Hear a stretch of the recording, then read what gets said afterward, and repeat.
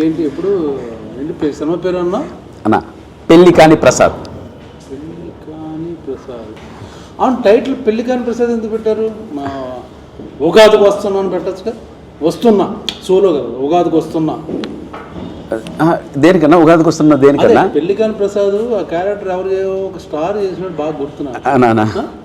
Victor Venkatesh గారు సంక్రాంతికి వస్తున్నాం అనే సినిమా బ్లాక్ బస్టర్ ఇచ్చాడు. అవునండి. ఆయన అంతకుముందు వేసిన క్యారెక్టర్ ఏంటి? పెళ్లి కాని ప్రసాద్. దాని బదులు అలాగే సంక్రాంతికి వస్తున్నాం అన్నప్పుడు ఉగాదికి వస్తున్నాను పెట్టచ్చు కదా అని. అన్న అటువంటిది ఏమి లేదన్నా, మాకు క్యారెక్టర్కి సరిపోయింది కాబట్టి పెళ్లి కాని ప్రసాద్ అని పెట్టానన్నా. దీనికి దానికి ఏ సంబంధం లేదన్నా. సో నెక్స్ట్ ఆయన కొట్టాడు బ్లాక్ బస్టర్, నెక్స్ట్ నేను ఈ యంగ్ జనరేషన్లో నేను అన్న మీరు లేనిపోయినవన్నీ చెప్పకండి అన్న. ఏదో ఆ సినిమాలు దొరకడమే కష్టంగా ఉంది, ఈ సినిమా చేసుకుని బయటపడదాం సార్ అన్నాను ప్లీజ్. ఇప్పుడు సంక్రాంతికి వస్తాంలో పోస్టులు ఎంతమంది ఉన్నారు? ప్యాడింగ్ బాబు, ఇద్దరు హీరోయిన్లు, పక్కన ఫ్యామిలీ, ఆ పొడ్డోడు, మొత్తం అంతా కలకలాడుతూ పోస్టర్. నువ్వేంటి ఒకటే ఫేస్ మొత్తం 9 వేసుకుని అన్న? కాదన్న, కాదు మామూలు. ఇప్పుడు నేను బాబు అనే సినిమా మొన్న రిలీజ్ అయింది. అవును చూశానన్న.